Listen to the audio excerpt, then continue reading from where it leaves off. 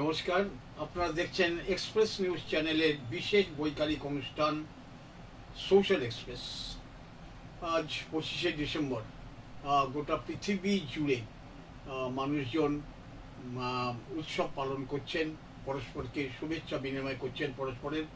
আমরাও express news চ্যানেলের তরফ থেকে বিশেষ করে এই সোশ্যাল এক্সপ্রেস অনুষ্ঠানে আমাদের দর্শক শ্রোতা যারা আছেন তাদেরকে আমরাও শুভেচ্ছা জানাচ্ছি। ভালো কাটুক, সুন্দর কাটুক সব। আপনাদের সামনে নতুন বছরের আগাম শুভেচ্ছা আপনাদের সবাইকে জানাচ্ছি। আপনারা জানেন যে প্রতি বুধবার ঠিক বিকেল 4টের সময় আমরা এই বিশেষ অনুষ্ঠান সম্প্রচার করি, যেখানে দুর্গাপুর এবং দুর্গাপুর চারপাশে বিভিন্ন সমাজ সংস্থা নানা ধরনের কাজ করে চলেছেন, নানা ধরনের পরিষেবা দিচ্ছেন সমাজের মানুষজনকে সরকারের বাইরে, যেখানে আমরা বেসরকারি বলি সাধারণভাবে। কেউ হয়তো কোনো অসুখ, হিমোফেলিয়া নিয়ে কাজ করছেন, কেউ হয়তো কোনো পরিবেশ নিয়ে কাজ করছেন, কেউ নারী ক্ষমতায়ন নিয়ে কাজ করছেন, বা আমাদের নাগরিক সমাজের অধিকার কর্তব্য নিয়ে সচেতন করছেন মানুষজনকে। এটাতে বিভিন্ন ধরনের সংগঠন যারা আছেন, সংস্থা আছেন, সমাজ সংস্থা আমরা বলি সাধারণভাবে, তাদেরকে আমরা আমাদের দর্শকদের সঙ্গে পরিচয় করিয়ে দিই কি তারা করছেন, এবং তারা যে সমস্ত কাজ করছেন তাতে যদি আমাদের দর্শকদের মধ্যে কেউ আগ্রহী হন, তারা কিভাবে তার সঙ্গে যুক্ত হবেন সেটা নিয়েও কথা হয়, আলোচনা করি আপনাদের সঙ্গে পরিচয়। আজকে কিন্তু প্রকৃতপক্ষে একটু অন্য ধরনের আমি বলবো, আমরা আলোচনার মধ্যে থাকবো। আমরা দেখেছেন, আমরা বিষয়টা রেখেছি যে কারখানা শহরে রবীন্দ্র চর্চার প্রাসঙ্গিকতা। বিশেষ করে আজকে বড়দিন 25শে ডিসেম্বরে আমার তো ওই গানটার কথা খুব মনে পড়ছে। রবীন্দ্রনাথ বলেছেন, একদিন যারা মেরেছিল তারে গিয়ে রাজার দোহাই দিয়ে। সে কথা হয়তো কথায় কথায় হবে। আজকে আমাদের সাথে উপস্থিত আছেন দুর্গাপুর আম্রকুঞ্জ বলে একটি প্রতিষ্ঠান আছে, একটি সংস্থা আছে, যারা ক্রমাগত নিয়মিত যারা রবীন্দ্র চর্চা করছেন, রবীন্দ্র অনুশীলন করছেন।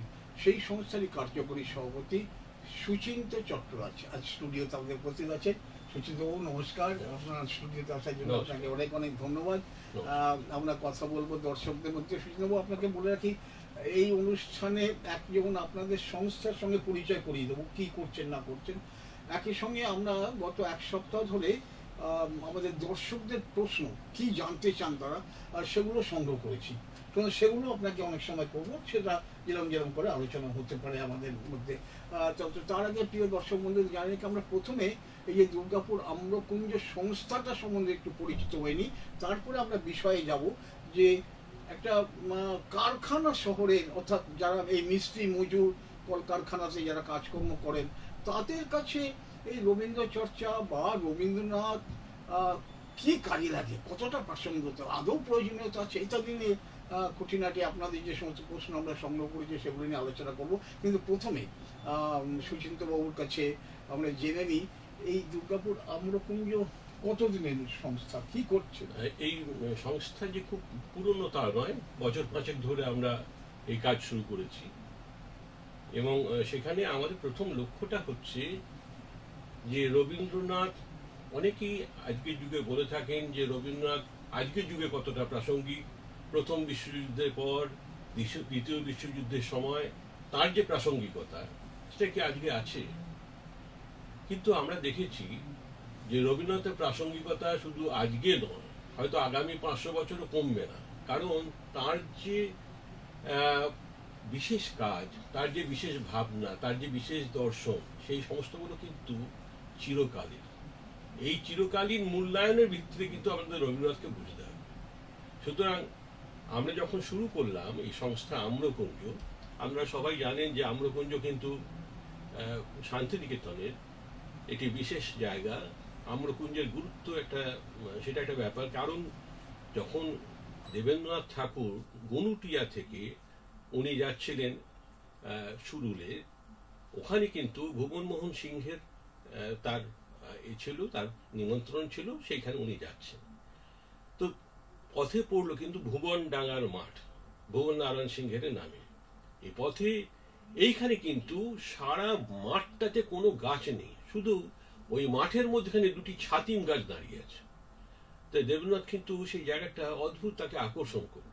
তিনি পালকি বেহারাদের বললেন ওখানে পালকি নামাতে। ওখানে উনি ধ্যানস্থ হন পালকি বেহারা যখন বিশ্রাম করছেন। পরে কিন্তু আমরা এই বিষয়গুলো শান্তিনিকেতনে কি হচ্ছে না হচ্ছে আমরা আলোচনার বাইরে রাখবো। আমরা বলছি দুর্গাপুর আম্রকুঞ্জ নিয়ে কথা বলি। যে ধরুন আপনি কথা বলেছেন যে আম্রকুঞ্জ বেশি দিনের না, কয়েক বছরের। এই কয়েক বছরের মধ্যে আমি জানতে চাইছি যেটা ঠিক কিভাবে আপনারা কোন ভাবনায় এটা গড়ে তুললেন, যে কি করতে চাই এর মধ্যে, সেইটা বলছি আমাদের দর্শক। আমরা সেটা বলি, সেটা যেহেতু এটা আমরা চেয়েছি সাধারণ মানুষের মধ্যে। এই যে আপনি যেটা বললেন যে একটা ইন্ডাস্ট্রিয়াল সিটি, সেই ইন্ডাস্ট্রিয়াল সিটির মধ্যে মানুষ কতটা রবীন্দ্রনাথকে বুঝবে, জানবে, চিনবে। তারা তো নিজেরা নিজেদের কারখানাতে আসে, কারখানা থেকে ফেরত আসে, কারখানায় যায়, এইসব করে। কিন্তু তার বাইরেও কিন্তু একটা বড় জগৎ তৈরি হচ্ছে, যেটা আগে আজ থেকে বেশ কিছুদিন আগেও ইন্ডাস্ট্রিয়াল টিএসপি ছাড়া বা ইন্ডাস্ট্রিগুলো ছাড়া, পিসিবিএল বলুন, এই সমস্ত ডিপিএল বলুন, ছিল না। কিন্তু এখন কিন্তু তার চরিত্রটা বদল হচ্ছে। এখন কিন্তু একটা এডুকেশন হাব, তার সাথে সাথে আরো অনেকগুলো ক্ষেত্র তৈরি হচ্ছে। সেইখানে রবীন্দ্রনাথ আমরা ওইভাবে ঠিক করিনি যে রবীন্দ্রনাথকে এই জায়গাতে পৌঁছে দেবো বা ওই জায়গাতে পৌঁছে দেবো। আমরা চেয়েছি মানুষের চেতনার মধ্যে রবীন্দ্রনাথকে নিয়ে আসা, এবং সেখানে কিন্তু তার মধ্যে যে একটা বিশেষ রকম চেতনা তার মধ্যে জোর করে ঢুকিয়ে দেওয়া তা নয়, কিন্তু তাদের প্রয়োজনের নিরিখে রবীন্দ্রনাথকে তাদের কতটা দরকার সেইটা কিন্তু বুঝবার সময় এসেছে। আমরা সেইটা ভেবেই কিন্তু আমরা ধরুন এই যে রবীন্দ্র চর্চা বা রবীন্দ্রনাথের প্রয়োজন, আপনি বিশ্বযুদ্ধের কথা বলেছেন, সেখানে প্রাসঙ্গিকতা বলছেন, কাদের কাছে প্রাসঙ্গিক? একদম বৌদ্ধিক মানুষ যারা অনেক লেখাপড়া করেন তাদের কাছে। যে লোকটা মিস্ত্রি মজুর বা দিন মজুর, যে লোকটা কল মিস্ত্রি, যে লোকটা গ্যারেজে টায়ার সারায়, তার কাছে প্রাসঙ্গিকতা এক জিনিস। আর একটা বৌদ্ধিক মানুষ লেখাপড়া করেন, শিক্ষকতা করেন বা অন্যভাবে যুক্ত আছেন, তার কাছে প্রাসঙ্গিকতা দুটো সম্পূর্ণ আলাদা। এই জায়গাটা আমরা বলছি যে আপনি অবশ্য আমরা আলোচনাটা অন্যভাবে করতে চাইছিলাম, কিন্তু যেও তাদের অসুবিধা নেই। আমরা সুচিতবাবু স্পষ্টভাবে যেটা জানতে চাই, আজকের বিষয়েও যেটা বলা আছে, যে এক্ষেত্রে মিস্ত্রি মজুর কলকারখানায় যারা আছে, হ্যাঁ, যারা টোটো চালক, কি রবীন্দ্রনাথের তার কাছে কি প্রয়োজনীয়তা? রবীন্দ্র চর্চায় হোক বা না হোক, কি যায় আসে একজন হাউস বাড়িতে যারা ধরুন ইলেকট্রিকের লাইন দেয়, কিছু যায় আসে তার রবীন্দ্র চর্চা যদি না হয় তার কাছে? এটা একটা ব্যাপার আছে। এখন আমরা রবীন্দ্রনাথকে কিভাবে দেখব, দুরকম ভাবে দেখা যায়। এক হচ্ছে রবীন্দ্রনাথের যা কিছু সৃষ্টির কাজ, রবীন্দ্রনাথের গান, রবীন্দ্রনাথের নাটক, রবীন্দ্রনাথের উপন্যাস, রবীন্দ্রনাথের ছোট গল্প, এই সমস্ত। এখানে হয়তো আপনি বলবেন কদের মিস্ত্রি সে সরাসরি পৌঁছতে পারছে না, কিন্তু পুরোপুরি পৌঁছতে পারে না তা নয়। সে কিন্তু অনেকটা হলেও, খানিকটা হলেও সে কিন্তু কোনো না কোনো জায়গাতে রবীন্দ্রনাথের সাথে তার পরিচয় তৈরি হয়ে যায়। কিন্তু অন্যদিকে রবীন্দ্রনাথ একটা পরিচয় আছে। রবীন্দ্রনাথ কিন্তু মানুষ রবীন্দ্রনাথ, যে সম্বন্ধে আমরা বিশেষ রকম আমরা প্রতি মাসে প্রথম শনিবারে কিন্তু আমরা একটা একত্রিত হই। সেখানে কিন্তু মানুষ রবীন্দ্রনাথকে চিনবার একটা আমাদের সবসময় চেষ্টা থাকে। সেটা কেমন?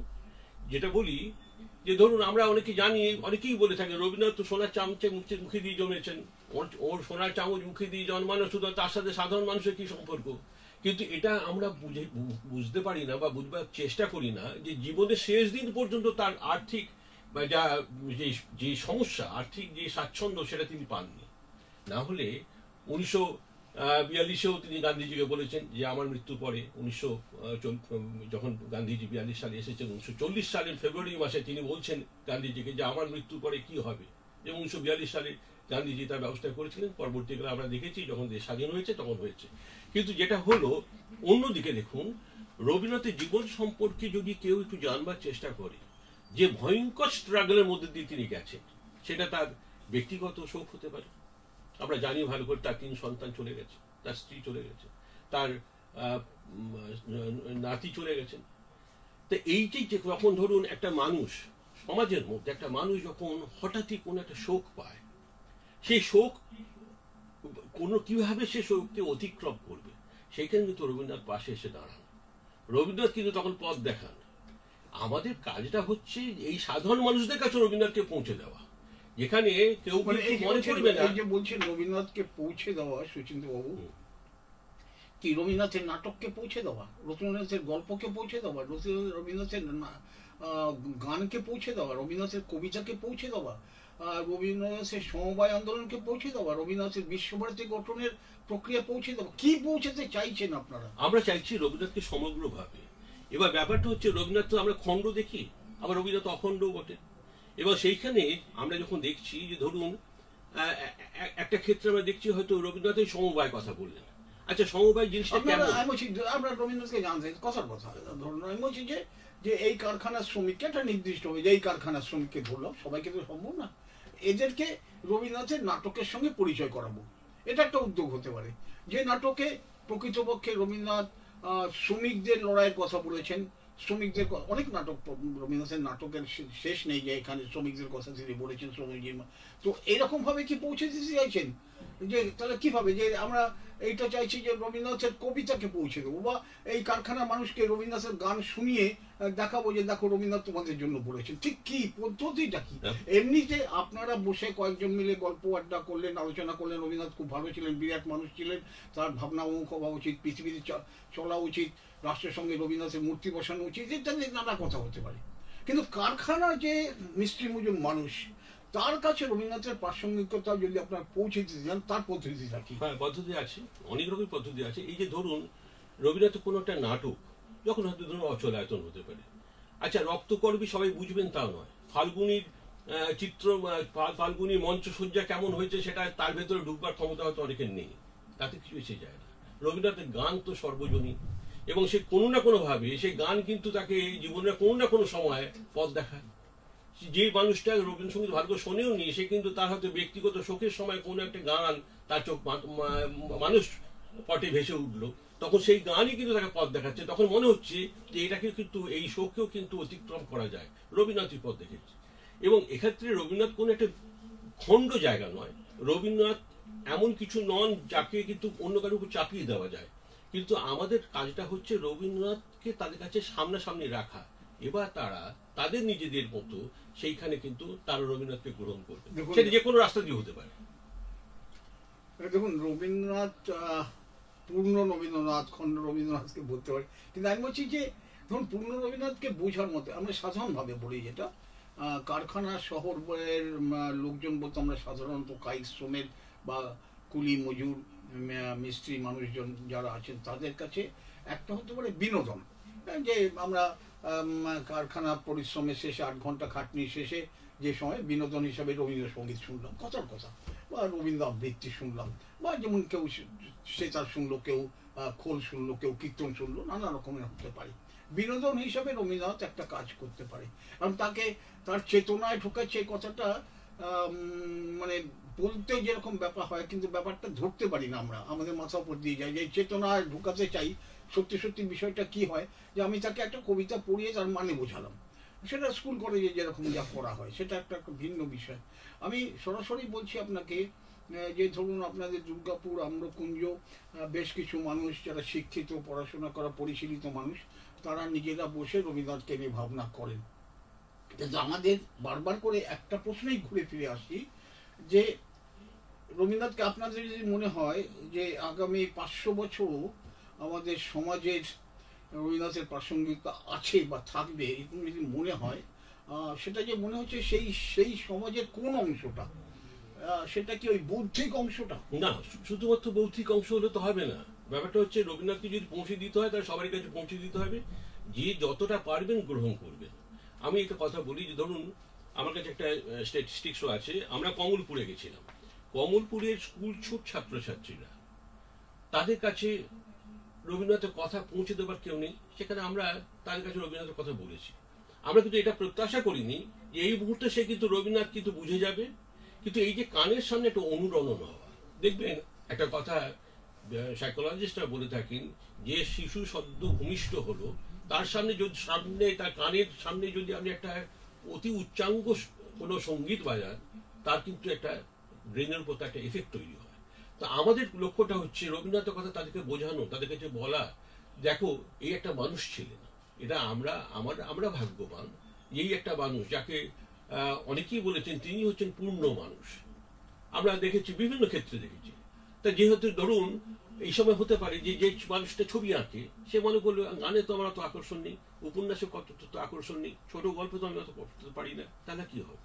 তাহলে একটা জিনিস, একটা মানুষ 1920 সালে যিনি মোটামুটি ছবি আঁকতে শুরু করলেন, 1941 সালের মৃত্যুর 1 মাস আগেও ছবি এঁকেছেন, তার ছবিটা এই মুহূর্তে বলা হচ্ছে যে এই মুহূর্তে যদি সারা পৃথিবীতে কোনো একটা ইন্টারন্যাশনাল, যদি জানি না এখানে কোনো জায়গাতে হয়তো কেউ হঠাৎ প্রশ্ন করবেন, কিন্তু আমি supported by an expert Sushovan Adhikari আমাকে বলছেন যে এই মুহূর্তে যদি কোনো জায়গাতে একটা ইন্টারন্যাশনাল একটা যদি এক্সিবিশন হয়, তাহলে একমাত্র আধুনিক চিত্রকর হিসেবে রবীন্দ্রনাথ প্রথমে থাকবে। তো এই যে তাহলে আমি ওর কাছে পৌঁছতে পারলাম। স্কুল ছুট কমলপুরি ছেলেমেয়েদের কাছে আমরা যখন গেছি তখন কিন্তু তারা তাদের মতো করে গ্রহণ করেছে। আমাদের লক্ষ্যটা হচ্ছে কানের সামনে এটা বাদ্যটা বাজুক, রবীন্দ্রনাথের কথাটা তাদের কাছে যাক। এই গত শনিবারই আমরা যখন মিলিত হয়েছি, আমাদের মাসে একটা যে শনিবার আমরা মিলিত হই, সেখানে একটি ছেলে এসে যোগ দিল। ছেলেটি গলাটা অপূর্ব, তার বয়স কত হবে, হার্ডলি 22-23 বছর। তো আমাদের তখন মনে হলো যে এই তো এদের হাতে তো ব্যাটন তুলে দিতে পারি। কেন বলি যে এই যে ধরুন অনেক সময় আজকের যুগে যে সমস্ত যথেষ্ট শিক্ষিত ছেলে, কিন্তু তারা জীবনে একটা ধাক্কা খেলেই ডিপ্রেশনে চলে যাচ্ছে। সেখানে যদি রবীন্দ্রনাথ একটু পড়া থাকে তাহলে জানবে যে রবীন্দ্রনাথের জীবনে কত ডিপ্রেশন এসেছিল। যখন রবীন্দ্রনাথকে উনি বলছেন যে দেখ একটা সময় আমি ভেবেছিলাম আমি সুইসাইড করবো, আত্মহত্যা করবো, যদিও আর সেই ভয়টা আমার নেই, আমি সেই সময়টাকে অতিক্রম করেছি অনেক রকম ক্ষেত্রে। সুচিতবাবু বললেন এটা একটা জরুরি বিষয়। ধরুন আমি বলছি যে আপনারা এখানে অন্য একটা সমাজ সংস্থা যা কাজ করছে, আপনি কমলপুরে কথা বললেন, তাদের সঙ্গে আপনারা যুক্ত হচ্ছেন কিভাবে?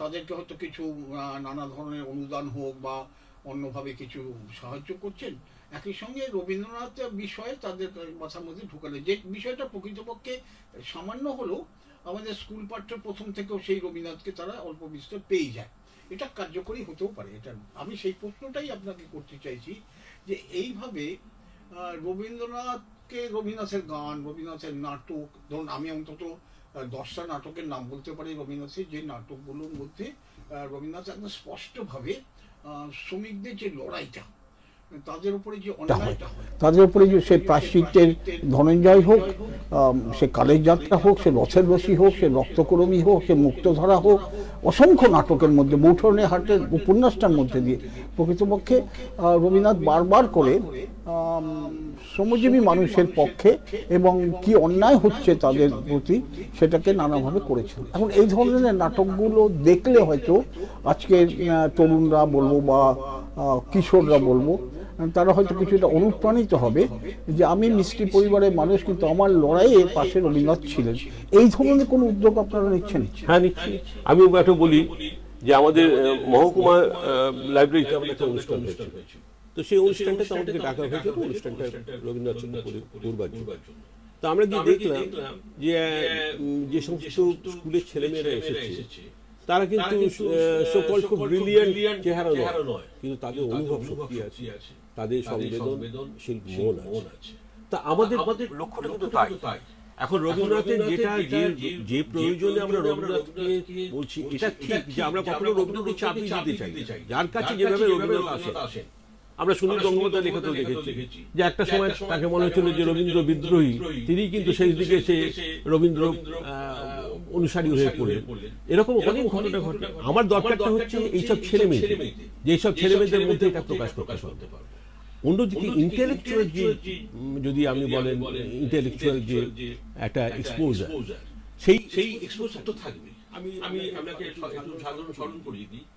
ধরুন আমাদের এখানকার এই যে জায়গাটার কথা বলছেন, আপনার মনে আছে, আপনারা নিজেরাও করেছেন যে একটা সময়, আজ থেকে বছর 15 আগে, তখন কিন্তু উচ্চাঙ্গ সঙ্গীতের দুর্দান্ত সব এক একটা অনুষ্ঠান এখানে হতো, এবং ডিএসপি SMS এর আমাদের যারা কাকু বলতাম তারাও করতেন। কেউ আসেন, সবাই এসছেন, হরিপ্রসাদ চৌরাশি থেকে জাকির হোসেন, আল্লাহ রাখা, রবি শঙ্কর, হেমন্ত মুখোপাধ্যায় থেকে শুরু করে সবাই এসছে। তো এরা যে সবাই সেই সময়, ধরুন এই যে কারখানার শ্রমিকদের কথা বলছেন, যে তারা সবসময় উচ্চাঙ্গ সঙ্গীত বুঝতেন তা তো নয়, কিন্তু এটা ক্রমাগত পড়ে যেতে হবে, মনন তৈরি করে দিতে হবে। এখন তার মধ্যে আমাদের যদি 100% টার্গেট অডিয়েন্স বা 100% টার্গেট এনে সেখানে কিন্তু আমরা 100% পাবো তা ভাবছি, কিন্তু আমরা এটা ভাবছি যে অনেকটা অংশ আমরা পৌঁছতে পারবো, সেইটা সেইখানে কিন্তু সেইখানে কতটা পৌঁছতে পারলাম এটা যে একদম পুরোপুরি পৌঁছতে পারলাম তা নয়, কিন্তু আমরা হারানোর কিছু নেই। আমরা সুজিতবাবু একটা কথা জিজ্ঞেস করি, আমি ব্যক্তিগতভাবে আলোচনার জন্য, এটা তো প্রশ্ন উত্তরের কোনো ক্লাসরুম না যে জিজ্ঞেস করতে হচ্ছে। ধরুন আমার কেন যেন মনে হয় যে যারা রবীন্দ্র অনুরাগী মানুষ, যারা নিয়মিত রবীন্দ্র চর্চা করেন, রবীন্দ্র অনুশীলন করেন, তারা রবীন্দ্রনাথকে প্রকৃতপক্ষে সাধারণ মানুষ থেকে দূরে রাখছেন। রবীন্দ্রনাথ একটা সমীহ করার মতো ব্যাপার, রবীন্দ্রনাথ ঠিক সবার না, এমনকি তারা এত শুদ্ধাচারী যে ঠিক মতো গান গাইতে না পারলে ও লোকটা রবীন্দ্র নয়, বিকৃত হয়ে যাচ্ছে, সর্বনাশ হয়ে যাচ্ছে রবীন্দ্রনাথের, এরকম একটা ব্যাপার। কিংবা ধরুন আমি তো এমনও দেখেছি যে ধুতি পাঞ্জাবি না পড়লে রবীন্দ্রসঙ্গীত গাওয়া যাবে না। এও তো আমরা কয়েক বছর আগে কবি সুমন আসার আগে রবীন্দ্রনাথকে কিছু চাইছে যে তারা ওই আমাদের এই বৃত্তের মধ্যে এই প্রচেষ্টাটা খুব সেটা দৃষ্টিভঙ্গির ভুল বলবো। এটা আমি সমাজের বলতে পারি যে দৃষ্টিভঙ্গি ভুল। তবে আমি যেটা একটা কথা বললেন যে রবীন্দ্রসঙ্গীত গাইবার সময় শুদ্ধতা বজায় রাখা, এটা কিন্তু খুব জরুরি। রবীন্দ্রনাথ নিজেই বলেছেন, প্রশান্ত চন্দ্র মহারানবীশের ভাই গোলাম মহারানবীশকে বলছেন যে দেখো আমি তো আর কিছু চাইছি না, আমার গানটা যে সুরটা আমার আছে সেই সুরটা বজায় রেখে তোমরা গিয়ে। এটা রবীন্দ্রনাথ নিজে বলেছেন। অন্যদিকে দেখুন নজরুলের ক্ষেত্রে কিন্তু নজরুল এই ধরনের কোনো কথা বলেননি বলে নজরুল নিজের গানে কোনটা সুর দিয়েছিলেন সেটা কিন্তু অনেকেই বলতে পারেন। অন্তত 12 জনের নাম করা যাবে যারা নজরুলের গানে সুর দিয়েছে। সেই জন্য সুরের একটা বজায় রাখতে হবে। তবে ধুতি পাঞ্জাবি বা সুরের শুদ্ধতা বা স্বরগম, এটা নিয়ে তো কোনো আপত্তির কোথাও নেই। রবীন্দ্রনাথ বলুন চাই না বলুন, উচ্চাঙ্গ সঙ্গীতের ক্ষেত্রে আপনি কোনো একটা নির্দিষ্ট রাগ যদি গান, সেই রাগের শুদ্ধতা বজায় না রাখলে সেই রাগটা রাগ হচ্ছে না, এটা নিয়ে আপত্তি নেই। কিন্তু ধরুন আমরা বহু চর্চিত যদি আমরা বলি দেবব্রত বিশ্বাস গান, কি আপত্তি করা হলো? গায়করাও এরকম হতে হবে, অর্থাৎ গায়কেরও স্বাধীনতা থাকবে না। আর কুলি মজুর তো প্রতিষ্ঠিত বহু চর্চিত জনপ্রিয় গায়ক, তার গায়কীয় থাকতে পারবে না, সেটা আমাদের নির্দিষ্ট গায়কীতে গাইতে হবে। এ তো ভয়ানক। তার মানে হচ্ছে আমি একজন কারখানার শ্রমিক হিসেবে ওরে বাবারে আমি ওতে নেই, আমি রবীন্দ্রনাথ থেকে দূরে থাকি বাবা, আমি ওই গান আমার ভালো লাগলেও গুনগুন করবো না। এটা কিন্তু রবীন্দ্রনাথ বলছেন, এবং খুব গুরুত্বপূর্ণ ব্যাপার। যখন দেবব্রত বিশ্বাসকে এই ধরনের কথা বলা হয়েছিল, দেবব্রত কিন্তু গান শিখেছিলেন কালটা ইন্দিরা দেবী। আচ্ছা, এবার দেবব্রত বিশ্বাসকে যখন এই কথা বলা হলো তখন দেবব্রত বিশ্বাস বললেন যে রবীন্দ্রনাথ তিনি একটা প্রসঙ্গ উল্লেখ করলেন। প্রসঙ্গটা কি বললেন, যখন অমলা আমার গান গাইবে তখন কি অমলা নিজেরও কিছু অংশ অনুভূতি ঢোকাবে না?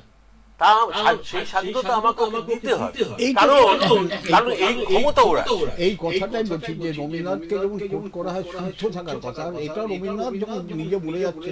রবীন্দ্রনাথের গান যখন পঙ্কজ মল্লিক গাইছেন, একমাত্র পঙ্কজ মল্লিকই সম্ভবত রবীন্দ্রনাথের গানে নিজে সুর দিয়ে গেছেন, তাতেও আপত্তি ওঠেনি। এইটা হচ্ছে রবীন্দ্রনাথ নিজে চাইছেন একরকম, কিন্তু রবীন্দ্র অনুরাগী মানুষজন তারা বলছেন না, সেটাও শুনবো না। একটা যখন তুলনা দিচ্ছেন শুদ্ধ শুনলে কোনো আপত্তি নেই, সবসময় থাকতে হবে, কিন্তু নিজস্ব গায়কী নিয়ে রবীন্দ্রনাথের কোনো আপত্তি ছিল না, কিন্তু রবীন্দ্র অনুরাগীদের খুব আপত্তি। না, অনুরাগীদের নয়, কিছু অনুরাগী। কারণ বলছি আপনাকে যে ধরুন দেবব্রত বিশ্বাস যখন গান করেন, এখনো অনেকে বলেন, আপনাদের বয়সে অনেকে বলেন, আমাদের বয়সে অনেকে বলেন যে যখন আষাঢ়ের কথা বলছেন তখন মনে হচ্ছে সত্যি যেন আষাঢ় চলে এলো, যেন মেঘের যখন ডাক যেন শুনতে পাওয়া যায়। এইটা কখন হয়? যখন যদি যিনি গায়ক তিনিও কিংবদন্তি, তিনি তার কোথায় মিল পৌঁছবে, মিলের পর ওই যে রবীন্দ্রনাথের যে ভাবনা, সেই ভাবনার প্রকাশ ঘটবে, এটা তো সবারই ক্ষমতা নেই। রবীন্দ্রনাথ ভয় পেয়েছিলেন তাদের। আসলে আমরা একটা আলোচনার আসর, এরা তর্ক বিতর্কের আসর নয়। আমার লাভ হচ্ছে অনেক, অবশ্য সুচিন্তার কাছে অনেক কিছু বিষয় জেনে নিতে পারছি, বুঝে নিতে পারছি, যেগুলো আমার একেবারে আয়ত্তের মধ্যে নেই। প্রিয় দর্শক বন্ধুরা, আপনারা দেখছেন এক্সপ্রেস নিউজ চ্যানেলের বিশেষ বৈকালিক অনুষ্ঠান সোশ্যাল এক্সপ্রেস। প্রতি বুধবার ঠিক বিকেল 4টের সময় আমরা দুর্গাপুরের বিভিন্ন সমাজ সংস্থা যারা নানাভাবে পরিষেবা দিচ্ছেন সাধারণ মানুষজনকে, সেই সব সংগঠন সংস্থা যারা কার্যকরী ভূমিকা নেন তাদেরকে ডেকে নিয়েছে। আজকে আমাদের সঙ্গে রয়েছেন দুর্গাপুর আম্রকুঞ্জ কার্যকরী সভাপতি সুচিন্ত চট্টরা। সুচিন্ত নামটা খুব সুন্দর, সুচিন্ত চট্টরা। সেসব ব্যক্তিগত কথা এখানে বলা যাবে না, সেটা অবশ্য আলাদা কথা। আমরা সাধারণভাবে আম্রকুঞ্জ কি কাজ করছে সেটা আমরা শুরুতে চেষ্টা করেছিলাম, কিন্তু সুচিন্ত বাবু যেহেতু পণ্ডিত মানুষ, বিজ্ঞ মানুষ, তিনি সরাসরি অন্য প্রসঙ্গে চলে এসছেন বলে আমাদের আজকে যেটা বিষয় সেটা যে কারখানা শহরে, ধরুন অন্যভাবে সুচিন্ত বাবু যদি প্রশ্নটা করি, কারখানা শহর নয়, বর্ধমান শহর, কথা চুচুড়া শহর, সেই শহরের রবীন্দ্র প্রাসঙ্গিকতা আর দুর্গাপুরের রবীন্দ্র প্রাসঙ্গিকতা কি একই রকম হবে? একই রকম হবে, একই রকম। কারণ দেখুন, আপনি কাজ করেছেন, আমি আপনাকে দিয়ে বলছি, আপনি তো কাজ করেছেন লোহা এই সমস্ত নিয়ে, আপনি তো নিজেকে তাই বলেন, কিন্তু আমার তো এটা তো ইন্টেলেকচুয়াল এবিলিটি নয়, এটা ইন্টেলেকচুয়াল এক্সপোজার নয়, এটা ইন্টেলেকচুয়াল যে একটা তার যে একটা আউটবার্স তাও নয়। এটা হচ্ছে আমার ভাবনার সাথে এই মানুষটার ভাবনা মিলছে, এই মানুষটার লেখা আমার পড়তে লাগে, এই মানুষটার জীবন ধারাটা আমার ভালো লাগে। একটা সাধারণ উদাহরণ, আচ্ছা ধরুন যে মানুষটা সাহিত্য কিছু বোঝে না, দরকার নেই, তুই ফাল্গুনি বোঝার দরকার নেই, তুমি অচলায়তন বুঝো না, তুমি রক্ত পরবী থেকে দূরে থাকো, কিন্তু সেই মানুষ যখন দেখবে যে আচ্ছা রবীন্দ্রনাথ কিভাবে সমাজের কাজটা করছে, যেমন শিলাইদহ থেকে এতে চলে এলেন, তা আমি আবার গল্প বলতে ভালোবাসি, কিন্তু আমি এটা রবীন্দ্রনাথকে ধরেই বলছি, যখন চলে এলেন তখন কিন্তু মানে ঠিক শান্তিনিকেতনের আশেপাশের যে গ্রামগুলো, সুরুল থেকে শুরু করে সব গ্রামগুলোতে ছোট তিনি কিন্তু হেলথ ইউনিট তৈরি করেছিলেন। সেই হেলথ ইউনিটে ডাক্তারও ছিলেন, একজন প্রধান ডাক্তার ছিলেন ডক্টর মুখোপাধ্যায়, তাকে সবাই শান্তিনিকেতনে বড় ডাক্তার বলতেন, এবং তার আরও কয়েকজন যে ডাক্তার ছিলেন তখনকার দিনে সেই ডাক্তাররা তারা ছিলেন। যাই হোক, এই ডাক্তারবাবু ডাক্তার মুখোপাধ্যায় তিনি একদিন সাইকেল করে ফিরছেন যখন, তখন শুনছেন এক রুগী হঠাৎই ভালো হয়ে উঠেছে, তো সে বলছে ডাক্তারকে দেখিয়ে বলছে, ওহ বড় তো 4 আনার ডাক্তার, তার 4 পয়সার ওষুধ, এই রোগ আমার এমনি সেরেছে। ডাক্তারবাবু কিন্তু খুব ক্ষুব্ধ হয়ে রবীন্দ্রনাথকে চাইলেন, বললেন আমি আর এদের চিকিৎসা করব না। রবীন্দ্রনাথ মাথায় হাত দিয়ে পিঠে হাত দিয়ে বললেন যে এরা কতটা অভাগা বুঝতে পারছো, যে মানুষটা তাদের সারিয়ে তুললো সেই মানুষটাকেই তারা অস্বীকার করছে, এদের উপর রাগ করো না, তুমি তোমার কর্তব্য থেকে বিচ্যুত হও। তো তারা এই মানুষ যারা আমি বলছি ধরুন এই কলকারখানার মানুষ, তারা তো এই ঘটনাটা বুঝতে পারে, এও তো রবীন্দ্রনাথকে আপনি কিভাবে দেখবেন, সব দিকেই দেখা যায়, যেমন খুশি দেখ। রবীন্দ্রনাথ কখনো কোনো একটা কথা আপনাকে জানতে চাই, এই যে আপনারা বলেন কথা সবসময় বলেন রবীন্দ্র ভাবনা, রবীন্দ্র দর্শন, সামাজিক প্রেক্ষাপট থেকে এইভাবে দাঁড়িয়ে কথাবার্তা বলেন। সত্যি কথা যদি বলুন, আমার নিজের একদম ব্যক্তিগত অভিজ্ঞতা, আমার অভিজ্ঞতা সবার সঙ্গে মিলবে তাও না, আমি কিন্তু ঠিক রবীন্দ্র অনুরাগী হতে পারিনি। তার প্রধান কারণটা হচ্ছে আমার সবসময় মনে হচ্ছে রবীন্দ্র ভাবনা, রবীন্দ্র দর্শন, মানে আমার দৈনন্দিনতায়, আমার প্রাত্যহিকতায় আমি কিশোর কুমারের গান শুনতে আমার যত ভালো লাগছে, নজরুল গীতি তেমন রবীন্দ্রনাথ বাবার কি জানি আবার কোথায় ভুল হয়ে যাবে। এই যে রবীন্দ্র ভাবনা, রবীন্দ্র দর্শন ইত্যাদি মাথার উপর দিয়ে যাওয়ার কথাবার্তা তাদের সাধারণ মানুষ থেকে দূরে ঠেলে দিয়েছে কিনা। না, এটা আপনি দেখছেন রবীন্দ্র ভাবনা, রবীন্দ্র দর্শন, রবীন্দ্র ভাবনা, রবীন্দ্র এই সমস্ত বলে টোলে একখানা এমন একখানা প্রহেলিকা তৈরি করা হয়েছে যে সেই প্রহেলিকা কিন্তু একটা প্রাচীন হিসেবে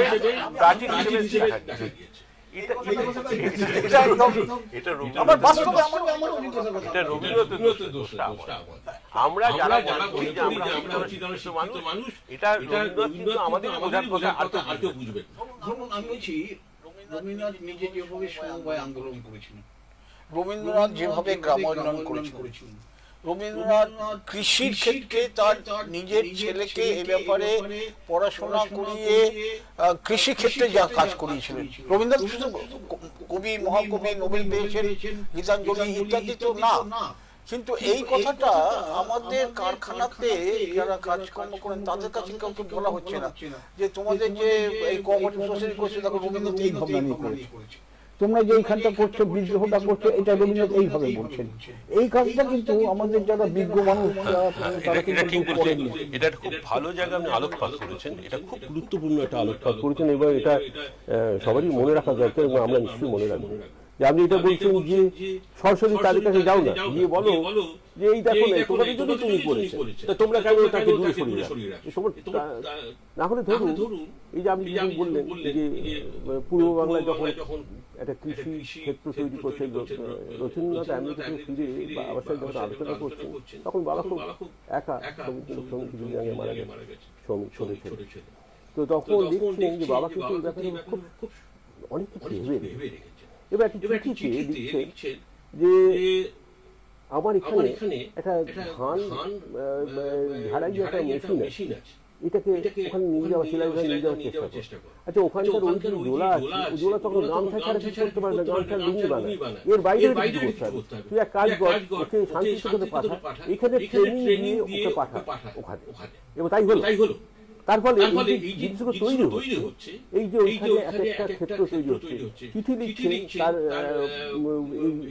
মানে কাছের কর্মীকে যে গত বছরের বীজটা এখনো অনেকগুলো বাকি রয়েছে, সেই বীজটাকে ছড়িয়ে দাও, বীজটা এবার যেন ব্যবহার হয়।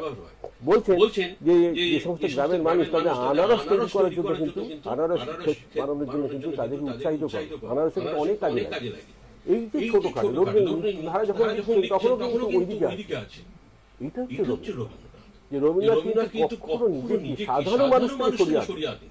আপনি রবীন্দ্রনাথের নিজে এক সময় আক্ষেপ করছেন যে আমি অনেক শেষ পর্যন্ত সবার কাছে পৌঁছাতে পারিনি। আর পরবর্তী ক্ষেত্রে যারা রবীন্দ্র বিশেষজ্ঞ, রবীন্দ্র অনুরাগী, রবীন্দ্র চর্চা অনুশীলন করছেন তারা সর্বোচ্চ যাবে কি রবীন্দ্রনাথ আমাদের না। এইটা আপনি যেটা বলেছেন এটা আমি আপনার কথাটা বুঝতে পারছি, আমি এটাকে এতটুকু কিন্তু অস্বীকার করছি না, কারণ আমি বুঝতে পারছি এবার এই জিনিসটা অনেকের কাছে এসেছে। আপনি যেটা বলছেন সেটা হচ্ছে একাডেমিক আলোচনা, একাডেমিক আলোচনা কিন্তু সাধারণ মানুষের কাছে কতটা এইটা বুঝতে হবে। এই একাডেমিক আলোচনাতে দেখবেন কোনো জায়গাতে দেখা যাচ্ছে ছেলেমেয়েরা গ্রহণ করছে না। আচ্ছা আমি ধরুন আমাদের সন্তোষবাবু আছেন আমাদের সম্পাদক, আমি দুজনে মিলে গভর্নমেন্ট কলেজে গেলাম। গভর্নমেন্ট কলেজে ওরা প্রথমে যেহেতু সরকারি কলেজ তাই একটা প্রতিবন্ধকতা আছে কিন্তু ওদের যেসব প্রফেসর ছিলেন বললেন যে সেখানে ক্লাস নেই, আমরা দুজনেই ক্লাস নিলাম। আমি দেখলাম সেদিন ওদের উৎসাহ অনেক বেশি। উৎসাহটা বেশি মানে কি, তাহলে ওরা কিন্তু অন্যভাবে কি একটা ইম্পেটাস পাচ্ছে। তাহলে শুধুমাত্র একাডেমিক আলোচনা হলে পর ওদের মধ্যে কি কিন্তু একটা যেন মনে হচ্ছে একটা গতানুগত একটা মেকানিক্যাল ব্যাপার, তার বাইরে কিভাবে যাবো আমরা ওইভাবে যেতে পারি। রবীন্দ্রনাথ বলছেন ছেলেকে ভালো লাগছে, আমি অনেকটা উপকৃত হচ্ছি। এই কিছুদিন আগেই আপনাদের সম্পাদক আমাদের আজকে শুনলাম অসুস্থ হয়ে পড়েছেন বলে উনি আসতেও পারেননি আজকে। সন্তোষ বাবু ফেসবুকে না কোথায় একটা রবীন্দ্রনাথের উদ্ধৃতি দিয়েছেন, শ্রমিকরা যখন গুমরিয়া উঠে। এখন আমাদের শ্রমিকরা জানেন যে রবীন্দ্রনাথ শ্রমিকদের জন্য কি বলেছেন এবং তার মুক্তির উপায় সম্ভাব্য উপায় মনে রাখতে হবে তখনকার সময় সেটা কি বলেছেন। সেই কাজটা আমাদের কোন রবীন্দ্রনাথ করেন। আমাদের যারা ট্রিবিউনাল লিডার তারাও নিশ্চয়ই পড়াশোনা করা, তারা কি কোনোদিন ব্যাখ্যা করেছেন শ্রমিকদের কাছে যে রবীন্দ্রনাথ শ্রমজীবী মানুষের হয়ে কি ভেবেছেন, তার মুক্তির উপায় কি বলেছেন, তার প্রতি যে অন্যায় অত্যাচার, তার বিদ্রোহের চেহারাটা কি হতে পারে, এসব কথা কিন্তু দুর্ভাগ্যক্রমে আমরা যখন কারখানায় কাজ করেছি আমরা কিন্তু এটা কোনদিন শুনিও নি, জানিও নি যে রবীন্দ্রনাথ এসব নিয়ে কাজ করেছেন বা বলেছেন। এর পিছনে অনেক কারণ আছে, জানাও আছে। আপনি কথা প্রকাশ করছেন কিনা জানি না, কিন্তু আমি প্রকাশ করি, আমার কোনো পিছুটা নেই। প্রথম কথা হচ্ছে ধরুন এই যে ধরুন আপনি বললেন যে শ্রমিক ইউনিয়নগুলো, এই যে সমস্ত ইউনিয়নগুলো জোরালো ইউনিয়ন তখন ছিল, এখনো অনেকটাই আছে। তারা কিন্তু রবীন্দ্রনাথকে কোনো আপনজন মনে করেন, তারা কিন্তু কোনো না কোনো একটা তার সম্বন্ধে একটা কিছু বিশেষণ যোগ করেছে, ওটা একটু দূরে সরিয়ে রেখেছে। তারা কিন্তু 7 সমুদ্র 13 নদীর পার থেকে নায়ক টেনে নিয়ে এসছে, কিন্তু আমাদের মধ্যেই যে নায়ক আছেন তারা কিন্তু কোনদিন এক্সপ্লোর করেননি। সুতরাং ওটাও রবীন্দ্রনাথের দোষটা আমাদের। রবীন্দ্রনাথকে দোষী সাব্যস্ত করা তো আমার কোনোভাবে কোনো মানব হয় না। আমার বক্তব্যটা সেখানটাই, রবীন্দ্র প্রাসঙ্গিক বজায় রাখবেন, রবীন্দ্রনাথ বজায় রাখবেন না। তিনি যে কাজ করার তার মতো করে গেছেন। আজকে যারা বলছেন রবীন্দ্র মানুষ, রবীন্দ্র চর্চা করছেন, তারা করছেন সেটাই এখানে দেখুন আমাদের যেহেতু চাকরি থেকে অবসর নিয়েছি, মানে কি বলেন অলস মস্তিষ্ক বলে তো, সুতরাং নানা রকম অন্তত আপনার নয়। খুব ছোট্ট করে আমি যেভাবে বুঝি, আমি বলছি সত্যি সত্যি রবীন্দ্র ভাবনা, রবীন্দ্র দর্শন বা আপনারা যেভাবে কাজ করছেন তার সঙ্গে আমার সংযুক্ত করার কোনো সুযোগ নেই। কিন্তু আমি বলছি যে ধরুন আমাদের শহরে নানা সময় নানা ধরনের আবৃত্তি প্রতিযোগিতা হয় বা অন্য নানা রকম প্রতিযোগিতা হয় স্কুল ছাত্রছাত্রীদের নিয়ে। আপনারা ধরুন এই যে স্কুলে জন্য কিছু গান বা খরচ এগুলো আপনারা করেন, তাদের ভালো, এটা একটা কাজের মধ্যে পড়ে। এরকম অনেক মানুষ করে, দুর্গাপুরে অনেক সংস্থা, অনেক ব্যক্তিগতভাবে মানুষ, বিভিন্ন রোটারি ক্লাব, লায়ন্স ক্লাব ইত্যাদি নানা সংস্থা, তারা এই ধরনের সহায়তা, যারা আর্থিকভাবে তেমন সচ্ছল নয় কিংবা একেবারে অনাথ পিতৃমাতৃহীন ইত্যাদি নানা রকম তাদের কাজ করে। কিন্তু ধরুন আপনারা যারা কাজ করেন, আমার একটা সাধারণভাবে মনে হচ্ছে সেই কাজটা তো আরো 5 জন করছে। একদিন দুপুরে সকালের খাওয়ার জন্য মাংস ভাত খাওয়ানো হলো, সেখানে রবীন্দ্রনাথের কথা হলো, কিন্তু এত প্রতিযোগিতা হচ্ছে। এই প্রতিযোগিতাতে যখন বিজয়ীদের হাতে পুরস্কার দেখি, আমি কাউকে কোথাও দেখি না যে রবীন্দ্রনাথের একটা কবিতার বই তাদের উপহার দেওয়া হয়েছে। ওই মেমন্টো বলে, বা কোনো সময় যদি কোনো বই কোনোভাবে দিল, সেও অন্যরকম বই। তো আপনাদের মতো সংস্থা যারা রবীন্দ্রনাথকে আরো ছড়িয়ে দিতে চান, তারা এই ছোট্ট কাজটা করতে পারেন না? হ্যাঁ পারি, এবং আমাদের যেহেতু যদিও যথেষ্ট অর্থনৈতিক প্রতিবন্ধকতা আছে, কিন্তু আমরা ধরুন আমাদের এখানে যারা বক্তৃতা দিতে আসবেন বা এই সম্বন্ধে আলোচনা করবেন, তাদের কিন্তু আমরা রবীন্দ্রনাথেরই কিছু বিশেষ কিছু প্রবন্ধ, তার একটা সংকলন আমরা তৈরি করেছি। আমরা এই সংক্রান্ত কিছু বইও বার করেছি, এই বছরও বার করেছি, এবং সুপ্রিয় ঠাকুর আসবেন আর 3 দিন পর, তার হাত দিয়ে ওটা প্রকাশিত হবে। যদিও এখানে একটুখানি আপনি বলেন, আমাদের প্রিয় দর্শক বন্ধু, আমাদের দুর্গাপুর আম্রকুঞ্জ আহ্বানে আমন্ত্রণে অতি বিখ্যাত মানুষ সুপ্রিয় ঠাকুর মশাই দুর্গাপুরে আসছেন, এটা একটা বলার মতো খবর নিশ্চয়ই।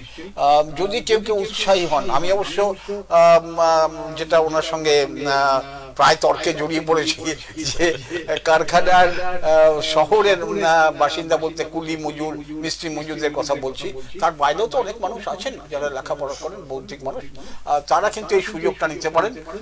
সুচিন্ত, আমি কি আপনাদের হয়ে তাদের একটু আহ্বান জানিয়ে দেবো যে, বা আপনি বলতে পারেন যে সুপ্রিয় ঠাকুর আসছেন, কখন কবে আসছেন, বা যোগাযোগ করতে হলে কিভাবে যোগাযোগ করতে? যোগাযোগ সিটি সেন্টারে আমাদের বাড়ি 27-8, সেখানে ওরা কেউ আসতেই পারেন। সামনের 28 তারিখে সকাল 10:30টাতে 1.5 ঘন্টার জন্য। এটা কোয়েশ্চেন আনসার সেশন নয়।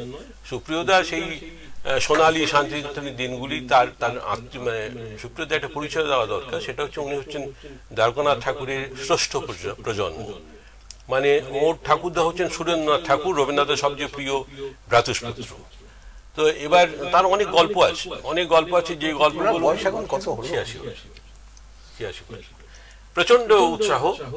তো উনি আসবেন, ঠিক আছে, মাঝে অসুস্থ হয়েছিলেন শুনেছিলাম। তো যেহেতু আমাদের ব্যক্তিগত সম্পর্ক অনেক কালে, উনি আসবেন, ওর স্ত্রীও আসবেন। ওর স্ত্রী আবার গগননাথ ঠাকুরের নাতনির মেয়ে। একদিকে গগন ঠাকুর মানে জোড়াসাঁকো ঠাকুর বাড়ি 5 নম্বর আর 6 নম্বর বাড়ির রিপ্রেজেন্টেশন সেদিন ঘটবে, এবং কিছু পুরোনো দিনের কথা আমরা শুনবো। যদি আগ্রহী থাকেন, মনের দিক থেকে যদি সাড়া পান, নিশ্চয়ই আসবে। এটা তো সুচিন্ত, আমি আগেই বলেছিলাম, সুচিন্ত বাবু বললেন সুপ্রিয় ঠাকুর অত্যন্ত শ্রদ্ধার মানুষ, সে বিষয়ে কোনো সন্দেহ নেই। যদি কেউ কোনোভাবে তার কথা শুনতে চান, অনেক গল্প যেটা বলেছেন, তো আহ্বান মোটামুটি জানিয়েছেন, একটা বাড়িতে হবে অনুষ্ঠানটা। কিন্তু আমি এমনি জিজ্ঞেস করছি যে দুর্গাপুর আম্রকুঞ্জ তাদের নিয়মিত কোথায় বসেন তারা? মানে কেউ ধরুন আমাদের মতো কারখানার লোক ঢু মারতে চায়, সেটা কোথায় যাবে? হ্যাঁ, এখানে আমরা প্রতি মাসের যে শনিবারটায় বসি, সেই শনিবারটা সেটা কিন্তু হয় প্রত্যেক শনিবার বসে না, শেষ শনিবার, প্রত্যেক মাসের শেষ শনিবার, মাসের শেষ শনিবার। তো সেটা আপনার বসার সময় হয়ে গেল, আজকে বুধবার না? হ্যাঁ, সেটা গতটায় হয়েছে, গত। আচ্ছা আচ্ছা আচ্ছা আচ্ছা। তা এবার এই যে সেটা হয় নির্ঝর স্কুলের কর্তৃপক্ষ, চিলড্রেন একাডেমি, সেই কর্তৃপক্ষ ওরা কিন্তু আমাদের একটা ক্লাসরুম দিয়েছেন, সেখানে আমরা বসি। যেহেতু সেটা একটা ক্লাসরুম, মোটামুটি 30 জন 35 জন বসবার জায়গা আছে, সেখানে বিভিন্ন জন আসেন এবং নতুন নতুন মানুষ আসেন, এবং তারা কিন্তু নিজেদের কথা বলে। এবং আপনাকে বললাম যে কয়েকদিন আগে একটি বাচ্চা ছেলেই বলবো, 22-23 বছর বয়স হবে, সে সুন্দর গান গাইলো, সে তার নিজের ভাবনা ভাবলো, বললো, তার ঠাকুমার কাছ থেকে গান শিখেছে, সেগুলো বললো। তা আমাদের লক্ষ্যটা হচ্ছে এই পরের প্রজন্মটা, আমি কেন বলছি, একটা কারণ যে এটা একটু অন্যরকম শোনাবে, তাও আমি বলবো যে সাইকোলজিক্যালি কিন্তু ব্যাপারটা পয়েন্ট আছে। কিছুদিন আগে, আজ থেকে বছর 7 আগে, আনন্দবাজার কাগজে একটা খবর বেরোলো, জনৈক বাঙালি, তার নাম মৈনাক, ফার্স্ট নেমটা মৈনাক, সে কিন্তু আমেরিকাতে একটা ঘটনা ঘটিয়েছে। সে খুব ব্রিলিয়ান্ট ছেলে, কিন্তু সে তার রিসার্চ গাইডকে গুলি করে মেরেছে, আরেকজন প্রফেসরকে গুলি করে মেরেছে, এই সমস্ত হয়েছে। তা কোন ঘটনাচক্রে কিন্তু সে আমার খুব কাছের ছিল। সে কিন্তু সাহিত্য পড়তে চাইতো না, সাহিত্য থেকে সে দূরে থাকতো। সে মনে করতো যে ইঞ্জিনিয়ারিংটাই বোধহয় হচ্ছে একমাত্র উন্নতির সোপান, কিন্তু সাহিত্য যে তাকে বাঁচাবে অন্যভাবে, সেটা কিন্তু আর ছিল না। এবং সেটা হলো কি, যে যখন ওই আমেরিকাতে গিয়ে ওর ধারণা যে ওর রিসার্চ পেপারটা, ওর গাইড কিন্তু কোনো না কোনোভাবে সরিয়ে ফেলেছেন এবং ও বঞ্চিত হয়েছে, সেই রাগটা কিন্তু ও কিন্তু প্রশমন করতে পারলো না। তা প্রশমিত করতে না পারার কারণে কিন্তু এই ঘটনাটা ঘটতে পারে। ও যদি দেখতো যে রবীন্দ্রনাথকে কত ভাবে রবীন্দ্রনাথকে করতে হয়েছে, এ নয়। আচ্ছা, এটা কজন লোক জানে যে রবীন্দ্রনাথকে বাড়ির সবাই আত্মীয় স্বজনরা 90% আত্মীয় স্বজন বলতেন অবিবেচক। তার স্ত্রী মৃণালিনী দেবী যতদিন বেঁচেছেন তাকে ভৎসনা করেছেন যে ওই পাগলের মতো একটা স্কুল বানাতে চাইছে। সমাজ তাকে কিন্তু রিফর্মেটরি স্কুল ভেবেছিল, সেই জন্য যত রাজ্যের বখাটে ছেলেপিলেগুলোকে ওখানে পাঠাতো। তো এই তো হয়েছে, রবীন্দ্রনাথ তো ভেঙে পড়েনি। একটা কথা জেনে নিই, মানে এটা বলছিলাম আপনাকে আগেই, যে গত 1 সপ্তাহ ধরে প্রকৃতপক্ষে আমরা দর্শকদের কাছ থেকে, শ্রোতাদের কাছ থেকে প্রশ্ন চেয়ে আমরা যেটা সংগ্রহ করেছি, তারই একটা প্রশ্ন এর মধ্যে করে নিই, যেটা আগে করছিলাম, যে আপনার দুর্গাপুর আম্রকুঞ্জ প্রতি মাসের শেষ শনিবার আপনারা চিলড্রেন একাডেমি বা নির্ঝর স্কুল, সেখানে আপনারা একসাথে হন। এখন আমি শুনেছি, এটা সত্যি মিথ্যে ঠিক জানি না, রামকৃষ্ণ মঠ ও মিশনের যারা দীক্ষা নিতে চান তাদের নাকি আমি জানি না ঠিক, প্রাথমিক শর্ত হচ্ছে যে শ্রীমলিখিত কথামৃত এবং সারদানন্দ যে লীলা প্রসঙ্গ, এই দুটো বই বেশ ভালো করে পড়ে টড়ে যেতে হয়, এবং সেটা ওখানকার যারা দীক্ষা দেন তারা জেনে বুঝে নেন যে হ্যাঁ রামকৃষ্ণ সম্বন্ধে জ্ঞানগম্য আছে, তারপরে দীক্ষা দেন। আমি অত্যন্ত শ্রদ্ধার সঙ্গে, আমি ঠিক জানি না, আমি এরকম শুনেছি। তো আমি বলছি যে আপনাদের যে দুর্গাপুর আম্রকুঞ্জে ধরুন কেউ ঢু মারলো, দেখলো, আপনারা বলছেন নানা বিষয়, ওই দর্শন, ভাবনা ইত্যাদি, একই সঙ্গে যদি যুক্ত হতে চান তাদের কিন্তু প্রাথমিক শর্ত আছে যে এইটুকু রবীন্দ্রনাথ না জানলে আপনাদের সঙ্গে থাকতে পারবে না। আমাদের সাদর আমন্ত্রণ, এসে বসুন। আপনার কাছে রবীন্দ্রনাথ কেমন বলুন, এটা কিন্তু খুব গুরুত্বপূর্ণ ব্যাপার। ওই যে যেটা এখন রণজিৎদা বলছিলেন, খুব সত্যি কথাই, খুব অত্যন্ত সত্যি কথা, যে যেটা আমরা অনেক সময় মনে করি যে আমরা তো হয়তো একটু পড়াশোনা করেছি, শুধু আমাদের 4-5টা দেওয়ালটা তুলে রাখি, আর সেখানে আর কোনো বেনজল ঢুকতে দেবো না। এখানে কিন্তু তা নয়। এখানে আসুন, শুনুন, যা কিছু করতে পারেন, একটা রবীন্দ্রনাথের গান যদি জানা থাকে করুন, আমরা ওইখানটাতে অন্য কোনো গান হয় না, হিন্দি গান, আধুনিক গান এসব কিছু হয় না, কিন্তু রবীন্দ্রনাথ সম্বন্ধে হয়, যা কিছু বলতে পারেন। ছোটবেলাতেই আপনি রবীন্দ্রনাথ একটা আবৃত্তি করতে গিয়ে কেমন আটকে গিয়েছিলেন, আর সেই আটকে যাওয়ার সময় আমরা কিরকম লজ্জা ডেকেছিল, সেই গল্প এখানে সবাই করে গেছে, এবং সেটাও কিন্তু যথেষ্ট প্রশংসিত হয়েছে। তো সুতরাং সেই ছোটবেলায় রবীন্দ্রনাথ তার কাছে এক কবিতা হিসেবে এসেছিলেন, এবং কবিতা হিসেবে এসে তার কাছে একটা বিভীষিকা হয়েছিল, কারণ ওই কয়েক সেকেন্ড বা 1-2 মিনিট স্টেজে দাঁড়িয়ে তিনি কিন্তু আর শব্দগুলো খুঁজে পাচ্ছিলেন না। তো তার সেই অভিজ্ঞতাও কিন্তু এখানে বর্ণনা করেছেন, এবং যারা উপস্থিত ছিলেন তারা সবাই কিন্তু সেটা উপভোগ করেছেন। আমাদের লক্ষ্যটা হচ্ছে বাঁধ ভেঙে দাও, এই বাঁধ ভেঙে দাও, বাঁধ ভেঙে দাও কথাটা কিন্তু খুব গুরুত্বপূর্ণ কথা রবীন্দ্রনাথের। এবং একটা জিনিস মনে রাখতে হবে যে রবীন্দ্রনাথ কিন্তু সবসময় বলছেন ওই যে সীমাবদ্ধতা, না হলে তো রবীন্দ্রনাথের লেখা কোথায়? সীমাবদ্ধতা, ওই সীমাবদ্ধতা তো, এটা আমি ঠিক কথা বলেছেন যে কিছু মানুষ মনে করছেন যে একটা বিশেষ, এটা তো একসময় কলকাতা সাংঘাতিক ভাবে আপত্তি তুলেছিল যে রবীন্দ্রনাথ মানে কথাটা তো বলা মানে হচ্ছে একটা আলাদা ক্লাস, এই যে ব্যাপারটা দিয়ে সরিয়ে রাখে, কিন্তু তা নয়। রবীন্দ্রনাথ খুব সাধারণ মানুষের একটা জিনিস একটা বলি আমরা কি, রবীন্দ্রনাথের যত ভৃত্য ছিলেন, একটা দীর্ঘ জীবন তো অনেক কাজ ছিল, এবং মৃণালিনী দেবী মারা যাওয়ার পর থেকে তার রান্নাবান্না কে করবেন কি না, তখন তো যখন মৃণালিনী দেবী মারা গেলেন তখন থেকে যুবক, তারপর থেকে কেউ না কেউ তাকে থাকতেই হতো, রান্নাবান্না করে দেওয়া এই সমস্ত।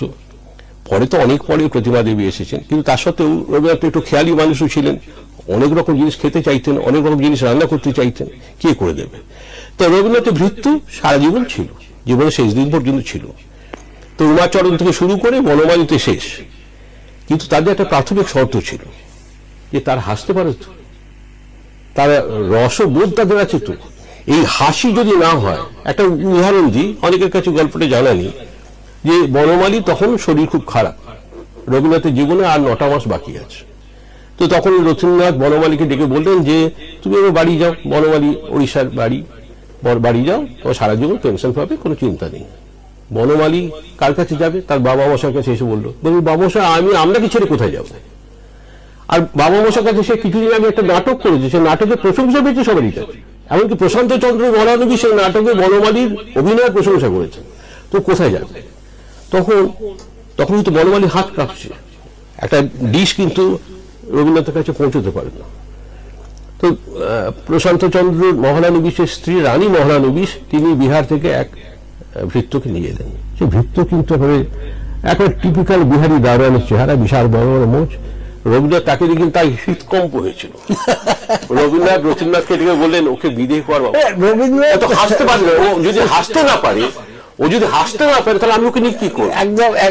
এবং সুচিন্দ্র সত্যি রবীন্দ্রনাথ মানে রসবোধ বললে কত অসংখ্য আমাদেরই জানা, ওনারা তো সুচিন্দ্র বাবুরা তো নিয়মিত পড়াশোনা করেন, চর্চা করেন, আমাদের রবীন্দ্রনাথের রসবোধ।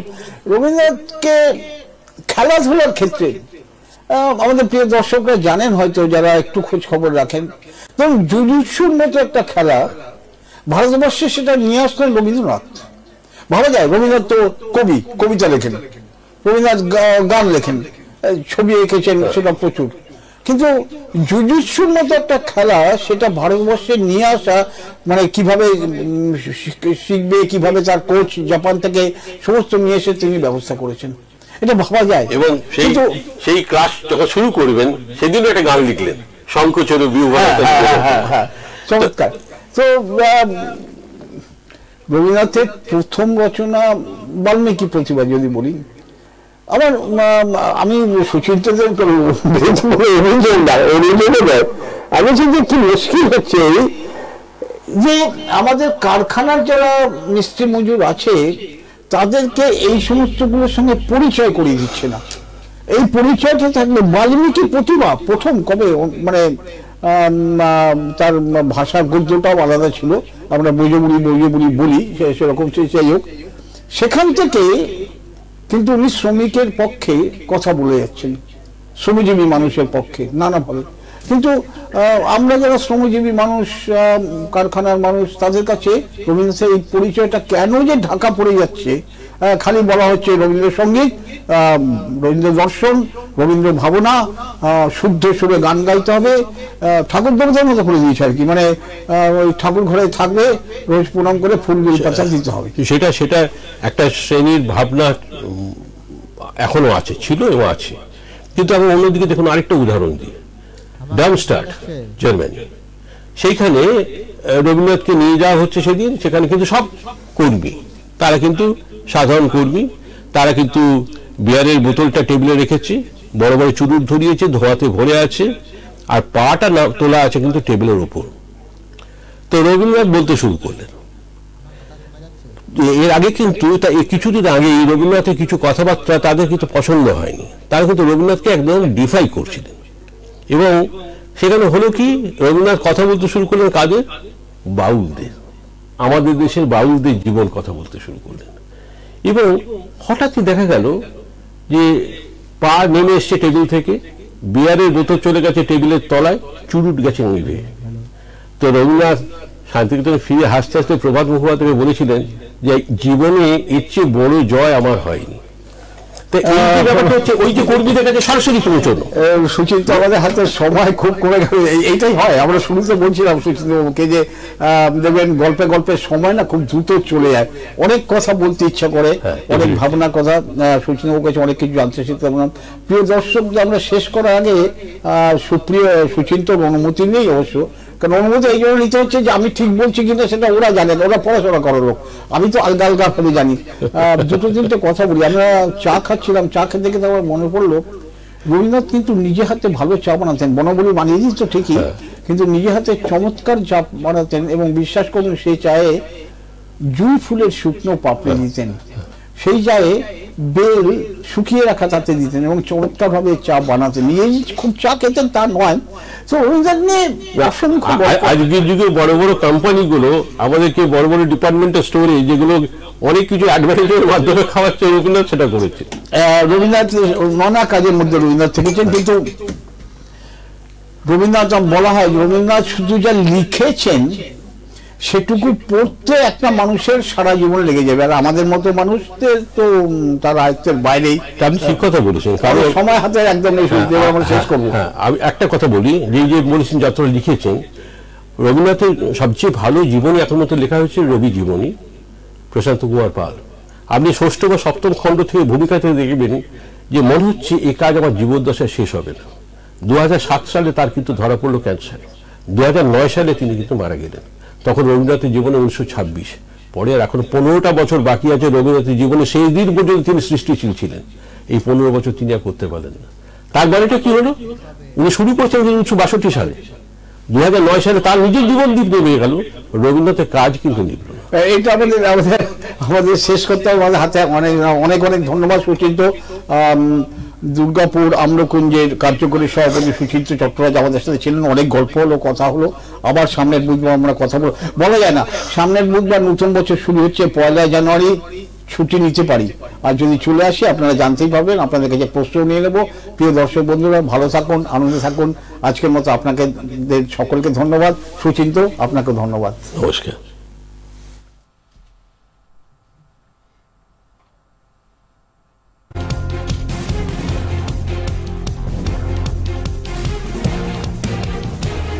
এই হলো ডেডলাইন কমিউনিকেশনস প্রাইভেট লিমিটেড। আপনারা দেখছেন এক্সপ্রেস নিউজ, খবর নেয়, খবর দেয়।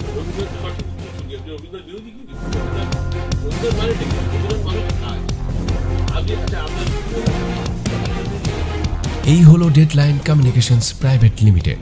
আপনারা দেখছেন এক্সপ্রেস নিউজ, খবর নেয়,